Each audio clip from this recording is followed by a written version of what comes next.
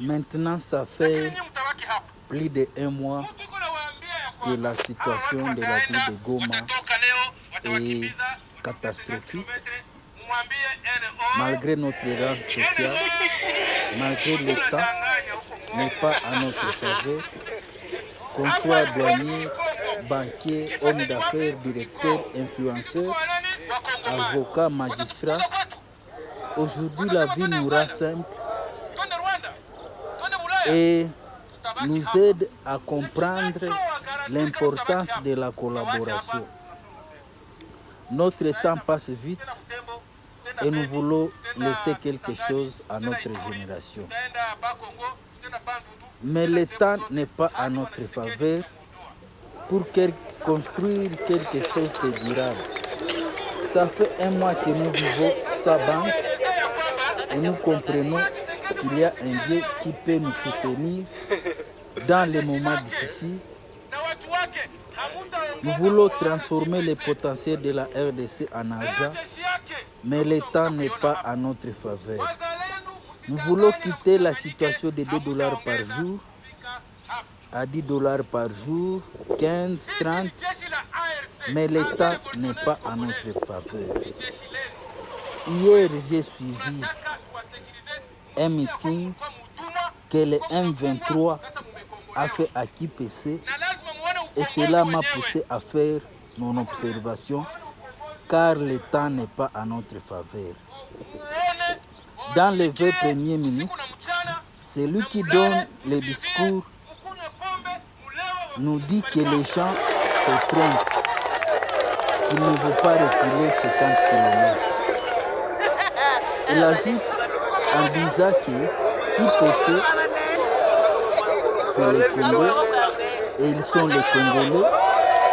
Il ajoute en disant qu'ils n'iront pas nulle part, ni en Ouganda, ni au Rwanda, ni en Europe. Il dit qu'il va partir en RDC pour renverser le gouvernement en place. Il dit que le président est comme Pharaon avec son armée et ils ne seront jamais visibles à Kipese. Les Wazalendo ne seront pas à Kipese. Donc, il parle de la libération. Il veut apporter la sécurité et nous allons le voir. Vous devez comprendre que nous, les peuples, nous sommes dans la position de faiblesse. Ma question que je vous pose actuellement, comment vous vous retrouvez pour survivre? Comment vous trouvez? Nous qui vivons avec moins de $2 par jour, actuellement, comment vous vous retrouvez pour survivre? J'aimerais que vous puissiez écrire un commentaire pendant ces 1 mois comment nous avons survécu cette situation difficile que nous traversons. Et si vous observez bien la vidéo, on dit que les soulards, ceux qui prennent de la boisson, ils vont le faire jusqu'à l'aube. À la 2e minute et 30 secondes, il dit que quand il y aura la paix, ils vont appeler les gens à venir construire les milliers, les écoles, les hôpitaux, la route, planter les arbres, construire les hôtels pour le tourisme. Et nos enfants vont très bien étudier. Vous devez savoir que nous sommes dans la mauvaise direction.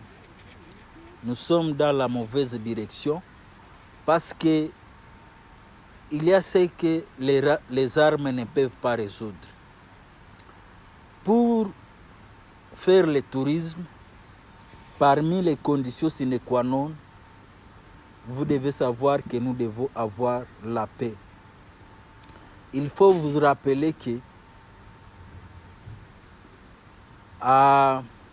au mois à la fin du mois de janvier, au début du mois de février, nous avions brûlé l'ambassade de la Belgique, la France, du Rwanda, de l'Ouganda et de l'Amérique. Alors que ce sont les ambassadeurs qui sont les premiers promoteurs du tourisme. Ce sont les ambassadeurs qui sont les premiers promoteurs du tourisme. Et comme nous avons brûlé les ambassades, donc nous devons oublier le tourisme pendant cette année, même dans les années à venir. Parce que les ambassades ne fonctionnent pas et c'est les ambassades qui donnent des visas et c'est les ambassades qui sont les premiers conseillers de leur situation. Et vous devez savoir, parmi les grands voyageurs, nous avons les Américains, nous avons les Français, les Belges, parce qu'ils ont des souvenirs dans notre pays, la République démocratique du Congo. Donc la première condition, c'est que nous devons avoir la paix. Vous devez vous rappeler, depuis l'indépendance, Kasavubu, Mobutu, Laurent Désiré Kabila, le président Joseph Kabila, même jusqu'à aujourd'hui, tous veulent apporter l'éducation, les routes, le tourisme. Donc, tout veulent transformer le potentiel en argent. Mais j'appelle la jeunesse, je vous dis que avec la guerre, nous ne pouvons pas être capables de transformer le potentiel en argent. Quand il dit qu'il faut appeler les gens pour construire les routes, pour faire le tourisme, pour faire les écoles, les hôpitaux, donc on va tomber dans la même erreur que nos prédécesseurs ont fait. Et aussi ils ont promis la même chose, mais pratiquement personne n'est capable de le faire. Moi, ma contribution pour la jeunesse, j'aimerais que vous puissiez connaître que si nous laissons les armes, si nous faisons la paix les uns les autres, automatiquement, nous serons capables de transformer le potentiel de la RDC en argent et nous allons quitter la pauvreté. Ce n'est pas quelqu'un de l'extérieur qui viendra construire notre nation. Quand il dit il va appeler les gens, ce n'est pas les gens de l'extérieur. Les gens de l'extérieur ont leur ambition. Vous devez savoir que ce sont des entrepreneurs. Ils prennent de l'argent dans leur banque, ils viennent ici en RDC pour investir, trouver les bénéfices et remettre l'argent qu'on leur a prêté. Mais ici en RDC, c'est très difficile.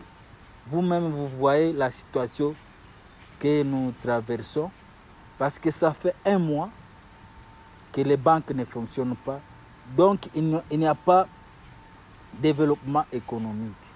Nous tous, nous vivons dans le seuil de la pauvreté. Et actuellement, nous sommes obligés de développer l'esprit d'attentisme, que les ONG puissent venir distribuer de l'argent, que les gens puissent venir nous aider. Dans l'entretemps, les gens meurent par manque de faim, par la faim, manque de soins médicaux et les potentiels savants. Merci de nous avoir suivis. Rendez-vous dans nos prochaines vidéos.